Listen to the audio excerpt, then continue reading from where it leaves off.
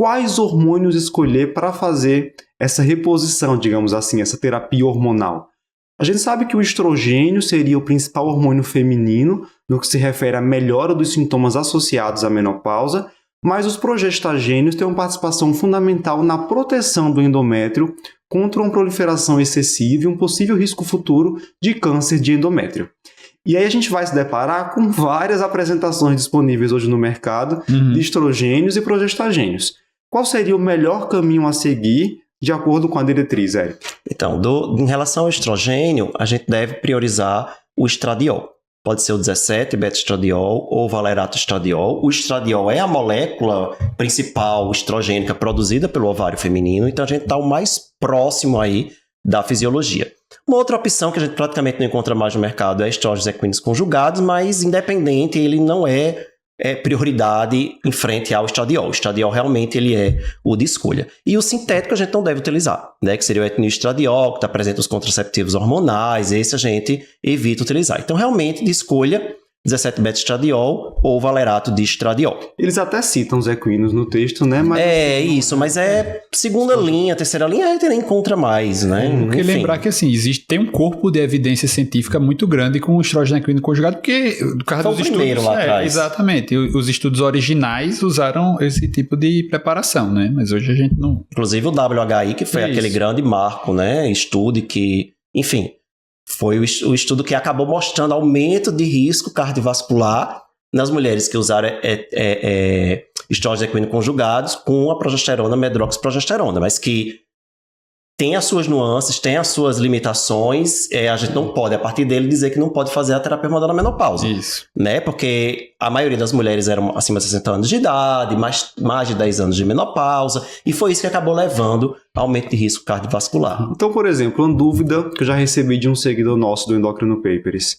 Se eu tenho uma mulher que está ali na fase do climatério, mas que ainda há um desejo de contracepção, não seria interessante fazer a terapia hormonal com um contraceptivo, o famoso ciclo 21, por exemplo? O que é que você acha? Pronto, veja, se ela está na perimenopausa, existe ainda a chance de gestação, você pode fazer sim um contraceptivo hormonal combinado.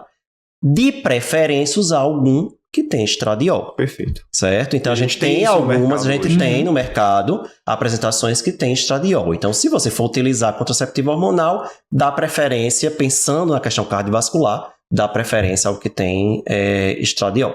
A não ser, claro, que você esteja num serviço, no local, isolado, que o custo seja um problema, tem aquele contraceptivo ali que tem estradiol no posto de saúde, não tem outra situação, e você tem que garantir a contracepção e não tem outra opção, beleza, mas se você tem como evitar, vamos usar o estradiol. Maravilha. E com isso a gente vai melhorar os sintomas relacionados à menopausa. Isso. E referente à proteção endometrial? Então, aí vai ter que fazer o progestogênio, né? E existem vários progestogênios, né? Se você for olhar assim, as apresentações, né, a gente vai encontrar aí uma lista enorme e aí bate aquela dúvida, qual usar?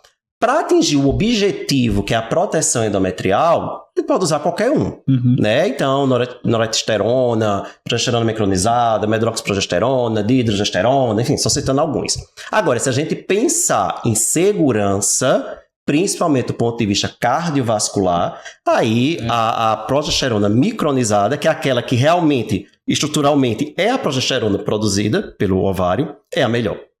Então, ela é, que é a menos trombogênica. Então, ela é que tem o melhor perfil de segurança para paciente de uma forma geral. E se tiver risco cardiovascular um pouco aumentado, aí é que a gente deve priorizar ela mesmo. O inconveniente da micronizada seria a questão de separar a dose, né? O paciente faz o estradiol e faz a progesterona separada. Porque a gente tem uma associação fixa muito usada, mas é com noretesterona. Isso, a gente não tem associação fixa com progesterona micronizada. Agora, não é só a progesterona micronizada, existe um outro progestogênio, que é a dihidrogesterona, né, que ela tem um perfil de segurança muito parecido. A dihidrogesterona também é chamada de retroprogesterona, porque na verdade é a mesma molécula da progesterona micronizada, só que em espelho, digamos assim. Você tivesse, ela é a imagem dela num reflexo. Então a molécula é muito semelhante. Então acaba que o perfil de segurança da dihidrogesterona também é semelhante ao da progesterona micronizada. Tipo, não tô achando, faltou no mercado, como aconteceu ano passado, inclusive. Faltou no mercado progesterona micronizada. Você pode substituir pela dihidrogesterona. Excelente. Também é uma opção.